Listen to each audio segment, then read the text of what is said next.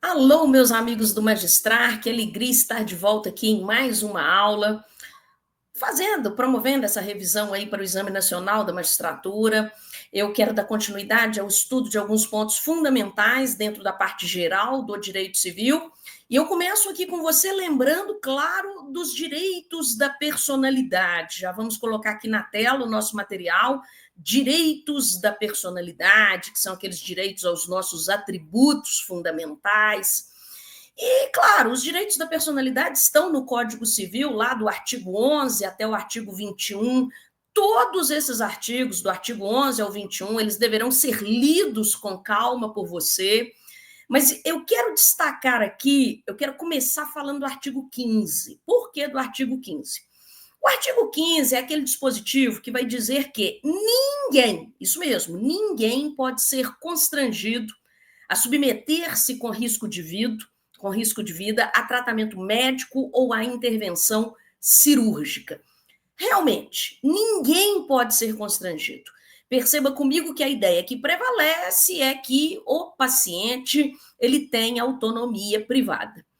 E na esteira desse artigo 15, nós tivemos aquela polêmica. Qual polêmica? Daquelas pessoas que professam a religião Testemunha de Jeová. Então, nós temos aquele problema que envolve testemunha de Jeová, que é conduzida ao hospital, e ali o médico, o hospital, eles querem submetê-lo a uma transfusão de sangue. E aí, ele recusa. Como é que funciona isso? Bom, isso chegou ao STF, e o STF, em 2024, fixou tese para a gente, dizendo que os testemunhas de Jeová, leva para sua prova do Enem, eles têm direito de recusar, isso mesmo, recusar procedimento que envolva transfusão de sangue. Está na tela para você o número dos recursos extraordinários que envolveram essa questão. Então, o testemunha de Jeová, ele tem o direito de recusar a transfusão de sangue. E aí, dentro dessas teses fixadas pelo STF, nós pegamos aí, pensamos os pontos mais importantes, que são os seguintes. Primeiro, a base dessa manifestação do STF se dá com base na liberdade religiosa. Claro que está na nossa Constituição Federal, que é direito fundamental, se situa lá no artigo 5º. Então, note comigo que, primeiro, liberdade religiosa. Segundo, mas como é que fica ali o paciente que é testemunha de Jeová? Ele não há solução para ele simplesmente vai recusar aquilo ali e acabou ali? Não. O poder público, isso está na tese do STF, o poder público, ele tem a obrigação de fornecer, de oferecer tratamento alternativo, inclusive em outro domicílio. Nesse caso, veja, se de início, na decisão do STF, prestigiou-se o direito à liberdade religiosa, de outro lado, quando o STF diz que o poder público tem que oferecer tratamento, até mesmo em outro domicílio, prestigia-se o direito à vida, o direito à saúde. Então, não que o direito à vida, o direito à saúde seja esquecido nessa decisão, não.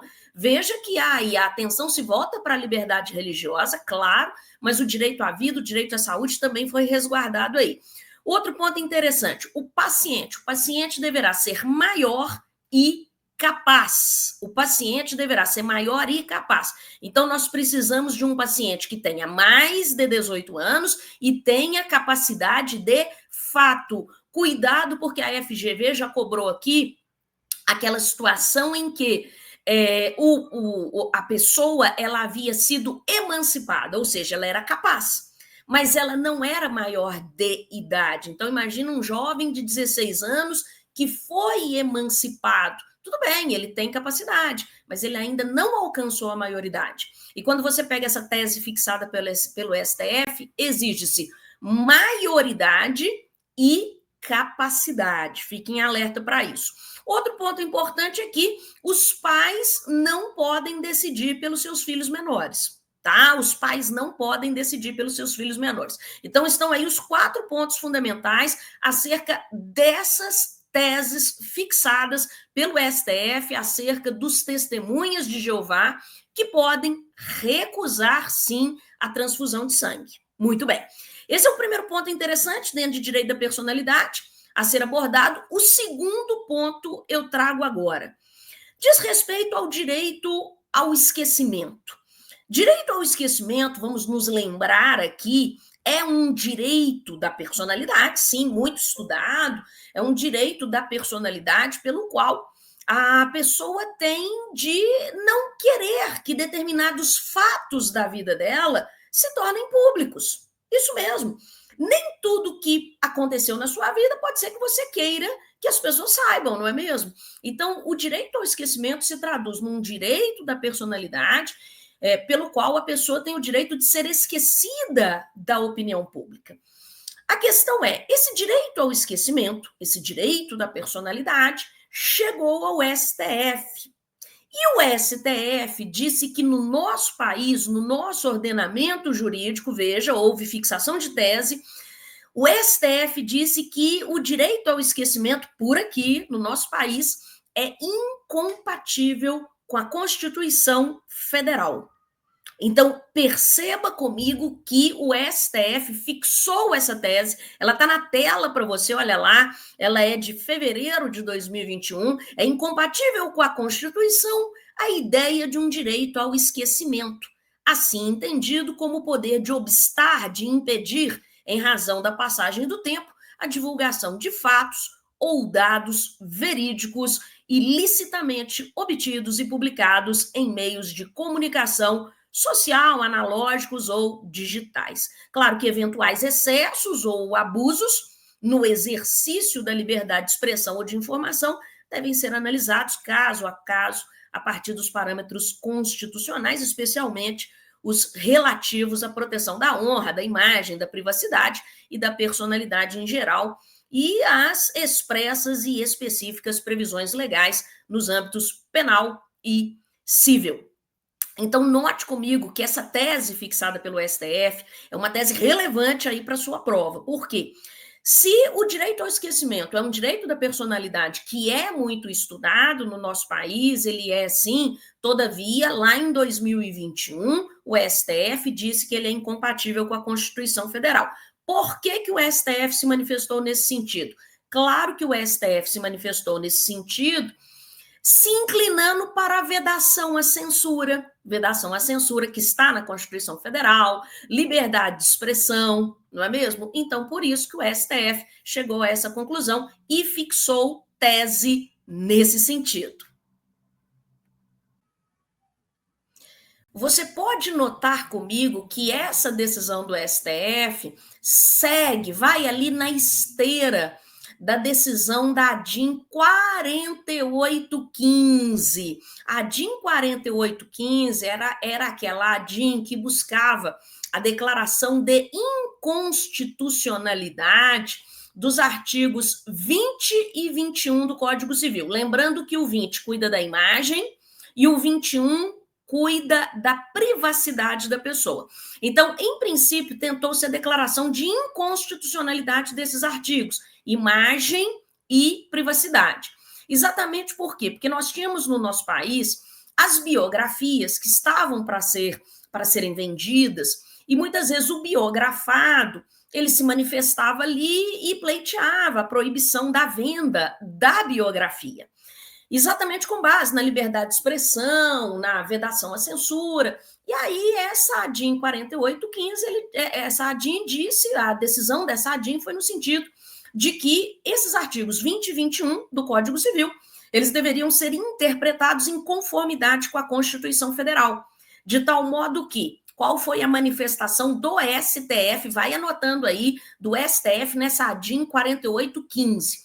Para o STF é inexigível a autorização do biografado para a publicação de sua biografia. Então, no nosso país, não se exige a autorização do biografado para a publicação de sua biografia. Então, quando você pega essa decisão da ADIM 4815, que aconteceu antes dessa tese fixada em fevereiro de 2021, que disse que o direito ao esquecimento não é reconhecido, não está em conformidade com a nossa Constituição Federal, você vê que o STF está coerente com essas duas, ele está sendo coerente com essas duas manifestações. Bom, Posto isso, indo além, ainda olhando para os direitos da personalidade, ainda ali olhando para STJ, STF, eu quero lembrar da figura do transgênero. Sim, o transgênero, você sabe que ele pode se submeter a uma cirurgia de transgenitalização. Claro que essa cirurgia tem que obedecer, tem que observar ali preceitos fixados em resolução do Conselho Federal de Medicina, óbvio.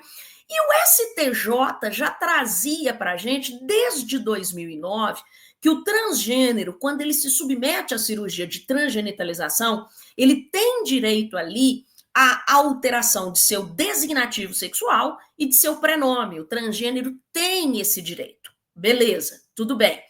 Só que depois, posteriormente, sobreveio uma dúvida. Qual foi a dúvida? A dúvida foi a seguinte: mas será que para que ocorra a alteração ali do nome, do prenome, do designativo sexual do transgênero, isso está condicionado à cirurgia de transgenitalização? E aquela pessoa que, por exemplo, não pode se submeter à cirurgia de transgenitalização por algum motivo, por exemplo, por motivo de saúde, se ela fizer a cirurgia, ela vai morrer. Então, ela quer dizer que ela não tem esse direito de alterar o nome, o designativo sexual? Bom, aí o STJ, em 2017, está aí o número da decisão, o STJ disse que não é condicionado ali à cirurgia de transgenitalização. Seria possível, sim, essa modificação do prenome e do designativo sexual, independentemente dessa cirurgia de transgenitalização. Essa manifestação do STJ se manteve com o STF, né? O STF, na sequência, confirma isso para a gente, dizendo em 2018 que realmente a cirurgia de transgenitalização não é uma condição necessária para a alteração do prenome e do designativo sexual do transgênero. E o STF, inclusive, disse lá em 2018 que essa alteração poderia acontecer até mesmo, não apenas judicialmente, mas também extrajudicialmente, ali via cartório. Então, facilitou demais. Depois veio até lei reconhecendo aí a possibilidade dessa alteração via cartório. Então, enfim, até mesmo administrativamente essa modificação poderia ser feita independentemente da cirurgia de transgenitalização. Então, fique atento também ao transgênero. Outra questão recente que pode aparecer em prova do ENAM, porque a gente tem percebido aí um Exame Nacional da Magistratura atento aí a essas novidades, é quanto ao Marco Civil da Internet, no que diz respeito ao artigo 19 do Marco Civil da Internet. Vamos devagarzinho, primeiro vamos nos lembrar que o Marco Civil da Internet se traduz naquela lei, a Lei 12.955 de 2014, é uma lei de 2014 que regulamenta o uso da internet no nosso país. Essa lei, ela vai se pautar ali em alguns princípios. Está lá no artigo 3º, e eu quero destacar aqui a liberdade de expressão, a garantia da liberdade de expressão, comunicação, manifestação de pensamento, nos termos da Constituição Federal, e também se pauta, se baseia no princípio da privacidade. No princípio da privacidade. Então, não é só liberdade de expressão e não é só privacidade. Note que essa lei que regulamenta o uso da internet no nosso país, essa lei 12.965 de 2014, essa lei se pauta em ambos princípios. Tá, e daí, professora? E daí que o mais importante nesse momento, saber acerca da responsabilidade por danos decorrentes de conteúdo gerado por terceiros. Como é que fica a responsabilidade do provedor, exatamente? Essa é a questão. Quando você pega o artigo 18 do Marco Civil da Internet, nós vamos chamar ele de MCI, Marco Civil da Internet, o artigo 18 já dizia para a gente: o provedor de conexão à internet não será responsabilizado civilmente por danos decorrentes de conteúdo gerado por terceiros. Isso está lá no artigo 18. Mas aí vinha o artigo 19, que foi aí o objeto de polêmica. Olha o que o 19 diz.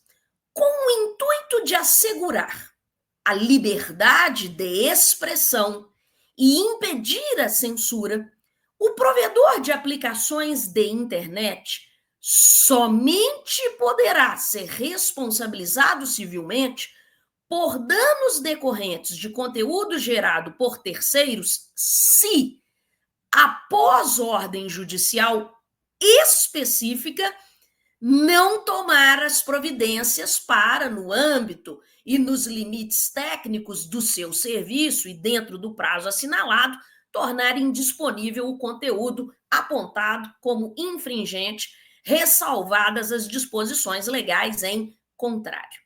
Você percebe, nesse trecho que eu destaquei aí na cor amarela, que o provedor ali, ele só pode ser responsabilizado quando, após ordem judicial específica, ele não toma providências. Então, por esse artigo 19, precisa de ordem judicial específica e a abstenção ali do provedor. O provedor não toma providências ali a partir do quê? Daquela ordem judicial específica. Acontece que esse artigo 19 foi levado ao STF. Tá, e daí, professora? E daí que em 2025, esse artigo 19 do Marco Civil da Internet foi declarado parcialmente inconstitucional. Parcialmente inconstitucional.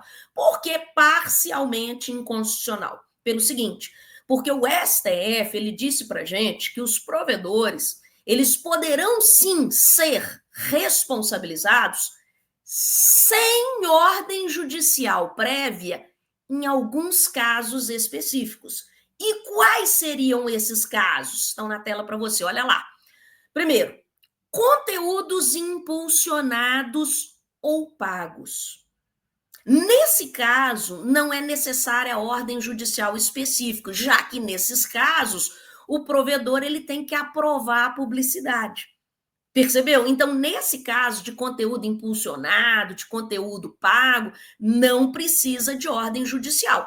E também ali, em caso, né, além de conteúdo impulsionado ou pago, em caso de existência de robôs ou chatbox. Em caso de existência de robôs ou chatbox, também não depende ali de manifestação de ordem judicial específica.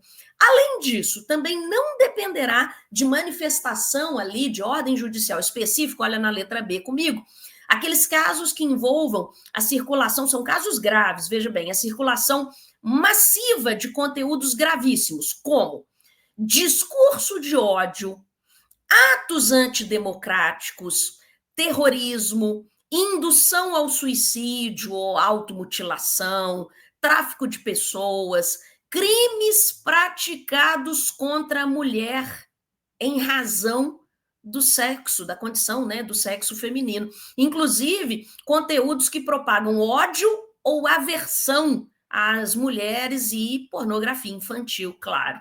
Então, perceba que nessa letra B aí nós temos situações gravíssimas.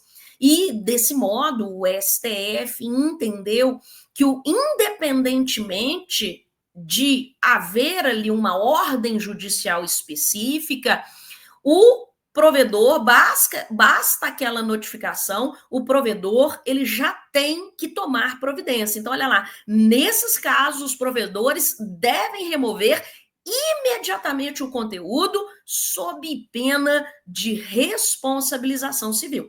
Então, não vamos ficar esperando aqui ordem judicial, não. Os provedores devem remover ali imediatamente aquele conteúdo.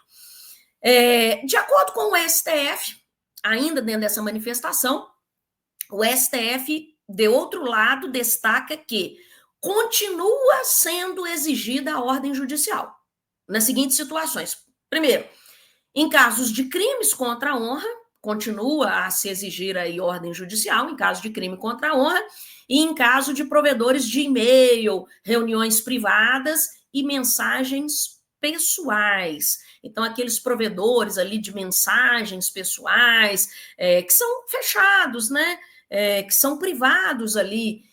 Então, note que neste caso aí vai depender de ordem judicial. Nessa decisão, o STF ainda disse que no que tange aos marketplaces, os marketplaces vão seguir lá as regras do Código de Defesa do Consumidor, do CDC. Bom, com isso, nós fechamos aí alguns pontos fundamentais e bastante novidadeiros. Você percebeu que tudo aqui é novidade. Tudo é tema palpitante no nosso país aí, em se tratando de direitos da personalidade. Superado aí os direitos da personalidade, claro que depois você vai ler em casa com calma, do artigo 11 até o artigo 21 do Código Civil. Superado aí os direitos da personalidade, eu quero partir para um outro capítulo dentro da parte geral, que é olhar para a capacidade da pessoa natural. E quando a gente fala em capacidade, ora, primeiro você tem que entender comigo que existem duas espécies de capacidade. A primeira espécie de capacidade é a chamada capacidade de direito, também conhecida como capacidade de aquisição, também conhecida como capacidade de gozo. Capacidade de direito, aquisição ou gozo. É tudo a mesma coisa, pode aparecer qualquer nome na sua prova. E o que é isso, essa capacidade de direito, aquisição ou gozo? Anota para mim. É a aptidão para adquirir direitos e contrair deveres. Isso mesmo, é a aptidão para contrair deveres e também adquirir direitos e contrair deveres. Muito bem. Essa capacidade de direito, aquisição ou gozo, todas as pessoas a possuem. Coloca aí no seu cadernão que todo mundo tem. Um bebezinho, um velhinho, a pessoa que tem ali alguma questão, todo mundo tem a chamada capacidade de direito, aquisição ou gozo. A capacidade de direito, aquisição ou gozo é tão importante, mas tão importante que ela vai ocupar o primeiro artigo do Código Civil, uma vez que esse dispositivo nos informa que toda pessoa é capaz de direitos e deveres na ordem civil. Com isso, você consegue entender, por exemplo, por que um bebezinho pode ser proprietário de um apartamento. Ora, por que um bebezinho pode ser proprietário de um apartamento? A mãe dele morreu, ele é o dono daquele apartamento. Lá na matrícula daquele imóvel tem o nome dele como proprietário daquele apartamento. Por quê? Porque ele tem capacidade de direito, capacidade de aquisição, capacidade de gozo, que todo mundo tem. Mas, ao revés, ao contrário, existe uma outra capacidade, que é a chamada capacidade de fato, exercício ou ação, que nem todo mundo tem.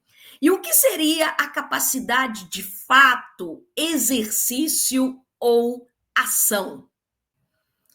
Capacidade de fato, exercício ou ação é a aptidão para praticar pessoalmente, por si só, os atos da vida civil.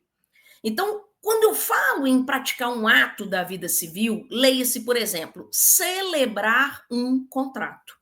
Celebrar um contrato, pensa comigo, será que todo mundo pode sair por aí celebrando contrato? Resposta, claro que não. Realmente, por quê? Porque a capacidade de fato nem todo mundo tem. Então, quando eu olho, por exemplo, para aquele bebezinho que é proprietário daquele apartamento, eu te pergunto, ele pode querer vender o apartamento sozinho? Claro que não. Por quê? Porque, embora ele tenha capacidade de direito, ele não tem capacidade de fato. Percebeu? Ótimo. É diante da falta de capacidade de fato que algumas pessoas irão apresentar, é que a gente, então, estuda a teoria das incapacidades, ou quem são os incapazes. E quando a gente fala em incapacidades, existem graus de incapacidades que você tem que lembrar aqui comigo. Primeiro, há um primeiro grau. Nós estamos ali diante de um grau total de incapacidade quando nos deparamos com aqueles que são chamados de absolutamente incapazes. O absolutamente incapaz, ele é totalmente inábil à prática de ato da vida civil. Ele é totalmente inábil a praticar um ato da vida civil. Essa pessoa que é absolutamente incapaz, ela precisa, anota para mim, ela precisa da devida representação. Ela precisa ser representada por alguém. Porque se esse absolutamente incapaz vier a praticar um ato da vida civil, por exemplo, fazer um contrato sem estar representado, aquele contrato será nulo. Então, veja, o absolutamente incapaz precisa de representação sob pena de nulidade. Nulidade absoluta. Muito bem. Agora, existe aquele que é relativamente incapaz. Relativamente incapaz. E aí a gente já está num grau mais tênue de incapacidade. Quando a gente fala em relativamente incapaz, Note comigo que o relativamente incapaz, ele vai precisar de alguém, mas não para representá-lo. Ele precisa de alguém para assisti-lo, sob pena de o ato ser anulável. Então vamos repetir. O relativamente incapaz precisa de assistência sob pena de o ato ser anulável. Isso mesmo. Tá. Onde que você chega comigo? Vamos nos lembrar quem são os absoluta e quem são os relativamente incapazes. Tem que decorar, realmente a gente está aqui numa revisão, por isso a gente vai mais acelerado. Veja comigo que os absolutamente incapazes, que são aqueles que precisam de representação, eles estão lá no artigo 3º do Código Civil. Quando o artigo 3º nos informa que são absolutamente incapazes de exercer pessoalmente os atos da vida civil os menores de 16 anos. Então, atualmente no nosso país, a gente só tem uma pessoa que é considerada absolutamente incapaz. Quem? O menor de 16 anos. Agora, de outro lado, existem os relativamente incapazes. E os relativamente incapazes são aqueles que estão lá no artigo 4º, que você também deverá memorizar. Quem são os relativamente incapazes? Nós temos 4 incisos. No inciso 1º, nós vamos encontrar os maiores de 16 e menores de 18 anos. Ok, maior de 16 e menor de 18 anos. Então, completou 16 anos. No dia do aniversário, se torna relativamente incapaz, precisando de assistência. Quem mais é relativamente incapaz? Está lá no inciso 2º. Os ébrios habituais, os alcoólatras. Os viciados em tóxicos, os toxicômanos. Quem mais? Inciso 3º. Aquele que, por causa transitória ou permanente, não puder exprimir ali a sua vontade. Nesse inciso 3º, nós vamos encontrar como exemplos que já apareceram em prova, uma pessoa em estado de coma, isso mesmo, uma pessoa em estado de coma, está aí nesse inciso 3º do artigo 4º, uma pessoa que, no momento em que ela assinou o contrato, ela estava hipnotizada, então imagine, jogaram um hipnóticozinho na minha bebida, eu fiquei doidona e assinei aquele contrato. Outro exemplo, uma pessoa que teve uma súbita perda de memória, são exemplos para esse inciso 3º. Então, é aquela pessoa que, por causa transitória ou permanente, não consegue ali exprimir livremente a sua vontade. Muita atenção para esse inciso 3º do artigo 4º, porque antigamente essa pessoa ela era considerada absolutamente incapaz. Com o Estatuto da Pessoa com Deficiência, houve uma migração dessa pessoa do artigo 3º para o artigo 4º, então ela não é mais absolutamente incapaz, ela é relativamente incapaz. Então, a pessoa em estado de coma, a pessoa que, sob uma súbita perda de memória ou hipnotizada, assinou aquele contrato, veja que esse contrato ele é anulável, porque essa pessoa, no momento em que ela fez o contrato, ela era considerada como relativamente incapaz. E também, por fim, o inciso 4º menciona o pródigo. O pródigo é aquele que gasta ou destrói desordenadamente o seu patrimônio. O pródigo, como relativamente incapaz que é, aquela pessoa que é muito generosa, que dá tudo que tem para os outros, que gasta tudo que tem, o pródigo é considerado relativamente incapaz também. Note que ele também precisará de um assistente, e já apareceu em prova do Enem exatamente essa questão do pródigo, voltada lá para o artigo 1782. O artigo 1782, quando você vai lá para frente no Código Civil, 1782 vai dizer que o pródigo ele vai precisar ali da assistência do curador dele, mas apenas para atos que envolvam ali disposição patrimonial. Porque quando a gente fala em patrimônio, é onde reside o ponto fraco do pródigo. Então, entenda comigo. Pródigo é relativamente incapaz, precisa da assistência de um curador, sob pena de o ato ser anulável, mas atenção, atenção. Ele vai precisar da assistência do curador apenas para aqueles atos que envolvam ali disposição patrimonial. Para atos de mera administração, ele não precisa da assistência de ninguém. Também já apareceu em prova do Enem a questão da pessoa viciada em jogo. Isso mesmo, e esse tema está muito, é um tema muito atual, né?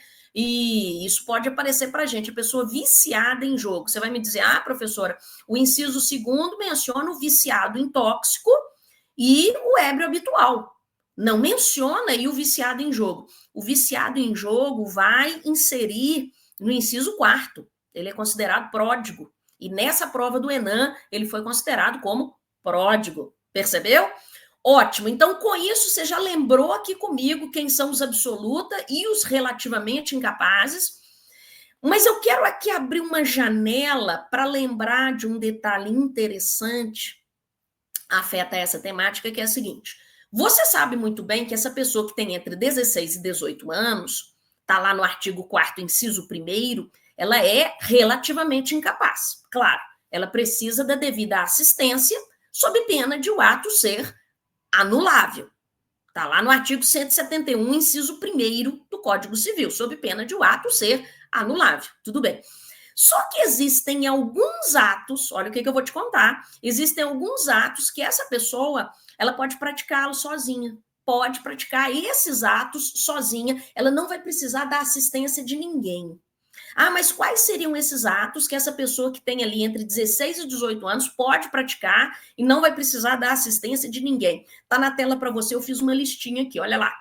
Primeiro, fazer testamento. Fazer testamento. Vamos nos lembrar que no nosso país a idade para testar é aos 16 anos. Então, uma pessoa que seja muito rica, por exemplo, aquele jovem de 16 anos que herdou o patrimônio da mãe e é muito rico, ele não precisa da assistência de ninguém para fazer testamento. E o testamento vai ser válido? Será válido, sim. Tá? 1860, parágrafo único. Ele também, esse jovem que tenha entre 16 e 18 anos, ele também não precisará da assistência de ninguém para ser testemunha. Artigo 228 do Código Civil. Ele não precisa da assistência de ninguém para ser testemunha.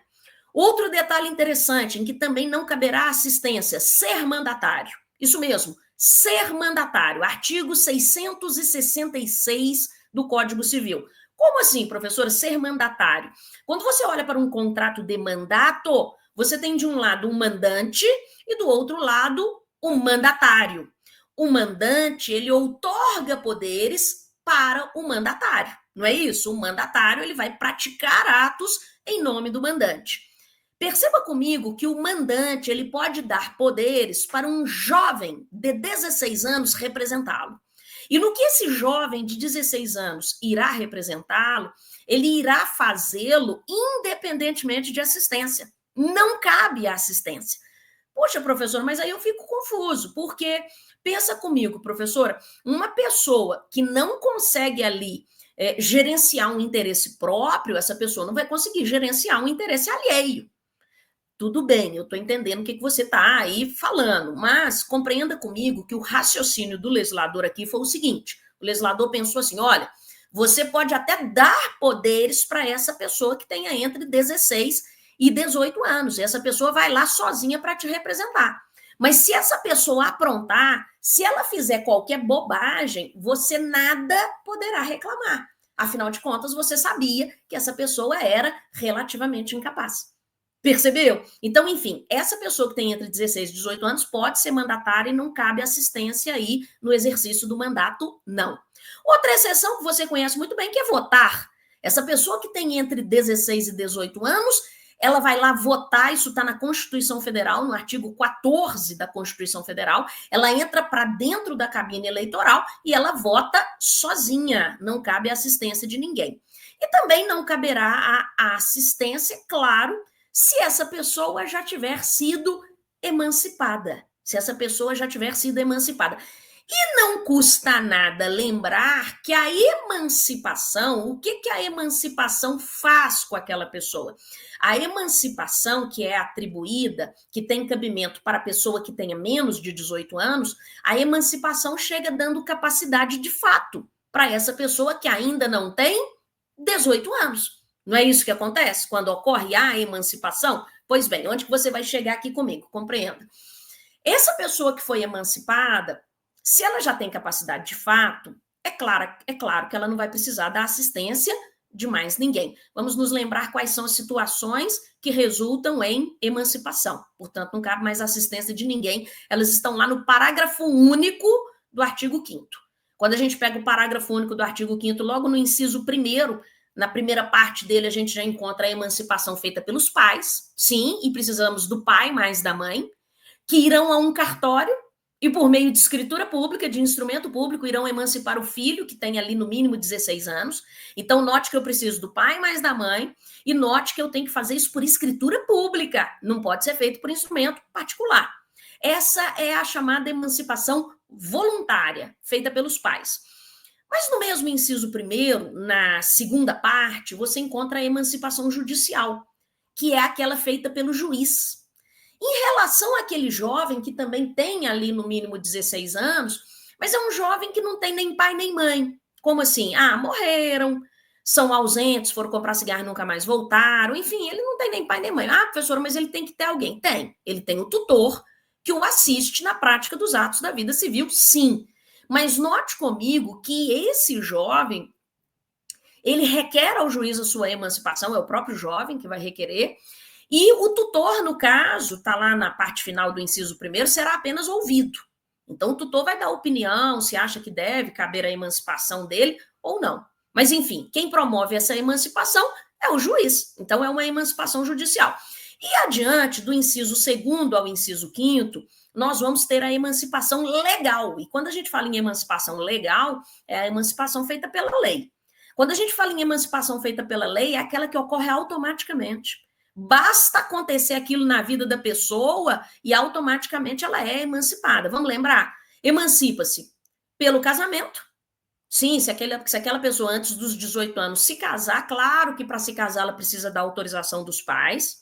E aí, ela se casando, um dos primeiros efeitos pessoais do casamento é a sua emancipação. Então, veja, pelo casamento, emancipa-se.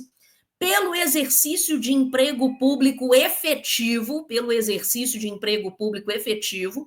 pela colação de grau em curso de ensino superior, tem que ser curso de ensino superior, então colação de grau em curso de ensino superior, imagina um gênio que colhe grau em curso de ensino superior antes dos 18 anos, e por fim, o último inciso, o inciso 5º, vai mencionar aquela pessoa que tendo no mínimo 16 anos, ela já trabalha, e ela se mantém ali, ela muitas vezes mantém a família dela, ela é arrimo de família.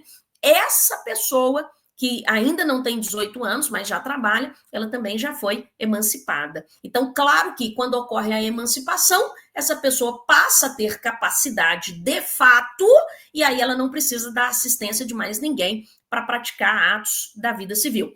Claro que, quando a gente fala praticar atos da vida civil, a gente entendeu o que a gente quis dizer com isso, mas vamos nos lembrar que, claro que alguns atos, essa pessoa, mesmo emancipada, ela não pode praticar. Por quê? Porque muitas vezes pode ser que exista uma lei especial que exija ali um mínimo de idade. Mas como assim, professora? Vou te dar um exemplo. Imagine aquele jovem de 16 anos que foi emancipado pelos pais. Será que esse jovem pode tirar carteira de motorista? Não. Carteira de habilitação? Não. Por que não? Ora, porque há uma lei, que é o Código de Trânsito, que vai exigir mínimo de 18 anos para ele tirar a carteira de habilitação.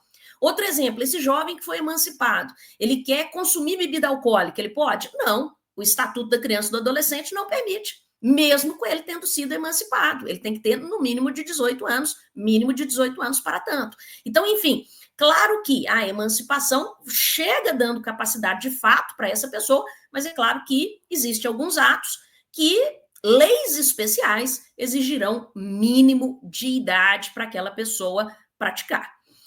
Outro detalhe interessante aqui, se você fechou as exceções em que não cabe assistência, eu quero te lembrar de um dispositivo muito interessante que pode ser objeto de prova do Enem para a gente. Esse dispositivo ainda não apareceu em prova do Enem, mas que é interessante, pode ser cobrado, que é em relação àquela pessoa que tenha entre 16 e 18 anos, ela não foi emancipada, ela, em regra, precisa de assistência, e aí imagine então que essa pessoa resolva celebrar, por exemplo, um contrato, e essa pessoa engana a outra parte. dolosamente ali ocultando a sua idade ou mentindo sobre a sua idade. Então ela vai lá e faz um negócio, ela vira para outra parte e fala: "Ah, eu tenho 24 anos". Beleza. E aí é feito aquele negócio. Imagine que essa mesma pessoa que enganou a outra parte, esse jovem que tem entre 16 e 18 anos, diante das obrigações que decorrem daquele negócio que esse jovem fez, esse jovem pensa: "Ah, quer saber, me arrependi e eu quero buscar a anulação deste ato". Será que esse jovem vai conseguir anular aquele ato? Resposta: não. Ele não vai conseguir anular aquele ato. Por que não, professora? Artigo 180 do Código Civil. Ele vai dizer para a gente que aquele ato, que aquele contrato, que aquele negócio será considerado perfeitamente válido e exigível. Então, entenda comigo. Claro, se eu tenho uma pessoa que tem entre 16 e 18 anos, ela precisa de assistência sob pena de o ato ser anulável, em regra. Todavia, se faltar a assistência porque o próprio jovem enganou a outra parte, não cabe anulação. Esse ato será considerado como perfeitamente válido e exigível. Então, pensa naquele problema em que o próprio jovem enganou a outra parte. A base desse artigo 180 é a boa-fé objetiva, o princípio da boa-fé objetiva. Vamos nos lembrar que, se aqui analisamos lá quem são os absolutos e os relativamente incapazes, note comigo que, ao lermos os artigos 3º e 4º do Código Civil, em nenhum deles há menção à pessoa com deficiência. Nenhum deles menciona a pessoa com deficiência. Antes, e quando eu falo antes, é antes da Lei 13.146 de 2015, essa lei que ficou conhecida como Estatuto da Pessoa com Deficiência, o EPD, Estatuto da Pessoa com Deficiência. Antes dessa lei, a gente tinha a pessoa com deficiência, e a depender do grau de deficiência, ela poderia ser absoluta ou relativamente incapaz. Essa lei, o Estatuto da Pessoa com Deficiência, retira a pessoa com deficiência lá dos artigos 3º e 4º do Código Civil. Então, você não encontra mais como sendo considerado incapaz, seja absoluto ou relativamente incapaz, a pessoa com deficiência. Para tanto, basta conferir o artigo 6º, que é muito importante, dessa lei, o Estatuto da Pessoa com Deficiência, também conhecida como Lei Brasileira de Inclusão, não é mesmo? A Lei 13.146. Artigo 6º é muito importante, artigo 84 dessa lei é muito importante, porque são artigos que, buscando dar dignidade à pessoa com deficiência, esses artigos, então, atribuem capacidade de fato à pessoa com deficiência. Então, por isso que você não encontra mais a pessoa com deficiência mencionada lá, nem no artigo 3º, nem no artigo 4º. Então, a pessoa com deficiência, a priori, no nosso país, ela é plenamente capaz. E quando eu falo em pessoa com deficiência, há uma conceituação de quem seja pessoa com deficiência. A deficiência pode ser uma deficiência psíquica, uma deficiência física, uma deficiência sensorial, tá? Então, são várias as manifestações de deficiência. A pessoa com deficiência, a priori, no nosso país, ela é plenamente capaz.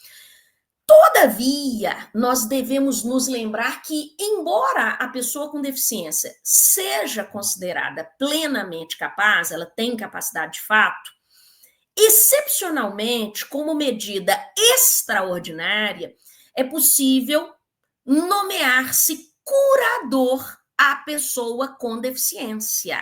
Essa informação está lá no mesmo artigo 84 do EPD, no seu parágrafo 1º. Olha lá. Quando necessário, a pessoa com deficiência será submetida à curatela, conforme a lei.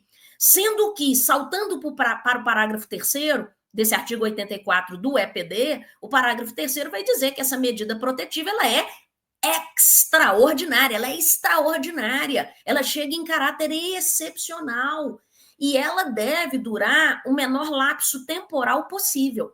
Ok? Mas, enfim, seria possível nomear-se um curador para a pessoa com deficiência? Seria possível, sim. Aí você pode me perguntar, professora, teria cabimento aí, seria possível uma medida menos invasiva, menos gravosa para a proteção da pessoa com deficiência? Seria possível, sim. O quê? é que o EPD traz para a gente um instituto lá do direito italiano, que é a chamada tomada de decisão apoiada.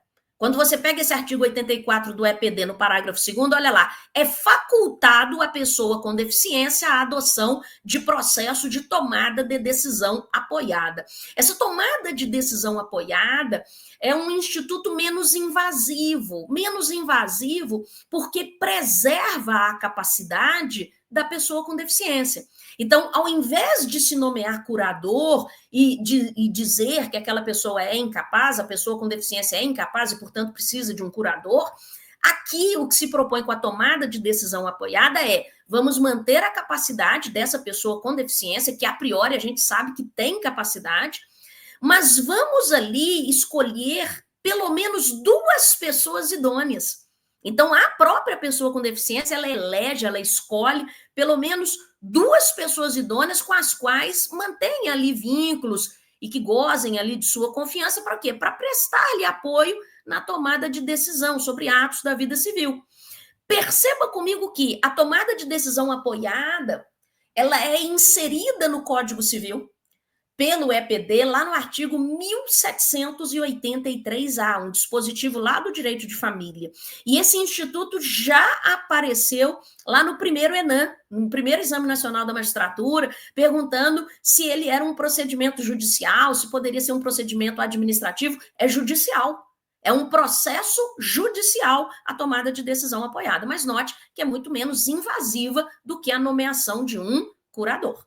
Ok? Bom, conferido isso aí, vamos nos lembrar aqui da pessoa jurídica. Quando a gente fala em pessoa jurídica, a gente está diante daquele ente moral que foi criado pelo ser humano, que tem personalidade jurídica, não é mesmo? Então, a pessoa jurídica, tal qual a pessoa natural, tem personalidade jurídica, e devo lhe dizer que o artigo 52 do Código Civil atribui ali àquela pessoa jurídica, no que couber, a proteção dos direitos da personalidade. Então, direitos da personalidade, claro que no que couber, a gente também pode estender às pessoas jurídicas. Então, por exemplo, quando eu olho para uma pessoa jurídica, eu posso pensar aqui num direito da personalidade em relação a ela, que seria a honra objetiva. Percebeu? Então, o 52 vai dizer para a gente que a pessoa jurídica é titular de direitos da personalidade naquilo que couber. A gente pode concluir, então, que a pessoa jurídica pode sofrer dano moral, claro, se ela é titular de direitos da personalidade, ela pode sofrer dano moral, o que é, inclusive, reconhecido em súmula do STJ, a súmula 227 do Superior Tribunal de Justiça, que vai dizer para a gente que a pessoa jurídica pode sofrer dano moral. Acerca das pessoas jurídicas, existem as pessoas jurídicas de direito público, e existem as pessoas jurídicas de direito privado. As pessoas jurídicas de direito privado são as que mais nos interessam aqui para fins de direito civil, para fins de prova de direito civil, as pessoas jurídicas de direito privado. E nós vamos ter um rol de pessoas jurídicas de direito privado, um rol que, para a doutrina, é meramente exemplificativo, porque poderão existir outras pessoas jurídicas de direito privado, lá no artigo 44. Então, quando você pega o artigo 44 do Código Civil, você tem lá, como pessoa jurídica de direito privado, as associações, as sociedades, as fundações, as organizações religiosas, os partidos políticos. Aí você pega o inciso 6º, que foi revogado. Nós não temos mais o inciso 6º do artigo 44, que trazia as empresas individuais de responsabilidade limitada. Não há mais as EIRELIs, não há mais lá o inciso 6º do 44. Ao revés, foi inserido no finalzinho de 2024 o inciso 7º, nesse artigo 44, como pessoa jurídica de direito privado, os empreendimentos de economia solidária. Empreendimento de economia solidária. Então, se aparecer na prova do ENAM, isso é interessante para ser cobrado, os empreendimentos de economia solidária são pessoas jurídicas de direito privado? Em princípio são, há uma pequena discussão aí, mas para o artigo 44 do Código Civil, inciso 7º, nós temos aí menção aos empreendimentos de economia solidária, que foram inseridos aí por força da Lei 15.068. Lei 15.068 de 2024. Quando a gente fala num empreendimento de economia solidária, a gente pensa que, por exemplo, em algumas características fundamentais do empreendimento de economia solidária, que é o seguinte, olha lá, ao invés de haver, como há nos empreendimentos da seara capitalista, do mundo capitalista, quando a gente fala no mundo, na atividade capitalista, o que a gente pensa? A gente pensa ali numa heterogestão. Como assim uma heterogestão? A gente pensa em decisões que são verticalizadas, que vêm de cima para baixo. Não é assim que acontece? No mundo capitalista? Tudo bem. Quando falamos de empreendimentos de economia solidária, numa economia solidária, o que nós vamos ter ali é uma autogestão. Então, guarda esta palavrinha para mim. No que falamos em empreendimentos de economia solidária, o que há é uma autogestão. E as decisões não são verticalizadas de cima para baixo, elas vêm de forma horizontal. Elas chegam de forma horizontal. Percebeu? Então, elas são horizontalizadas, daí a ideia de autogestão. Esses empreendimentos de economia solidárias, então, economia solidária, eles chegam no inciso 7º desse artigo 44, e vale destacar que há uma alteração lá no parágrafo 2º do artigo 44, porque o parágrafo 2º do artigo 44 do Código Civil vai dizer que, se não houver lei para reger ali o empreendimento de economia solidária naquele aspecto, naquele ponto, então, se a Lei 15.068 não for suficiente, nós devemos nos valer de forma supletiva, de forma subsidiária, das regras que existem para as associações, tá? As regras das associações serão aplicadas supletivamente aos empreendimentos de economia solidária, tá? Fiquem alerta a isso. Não são as regras das sociedades, mas as regras das associações. Bom, eu vou falar um pouquinho mais sobre pessoa jurídica, mas eu irei fazê-lo na nossa próxima aula. Eu vou me despedir de você, vou ficando por aqui, deixo meu abraço, deixo meu convite para o nosso próximo encontro, porque a gente tem muito mais sobre direito civil. Eu espero você. Até lá.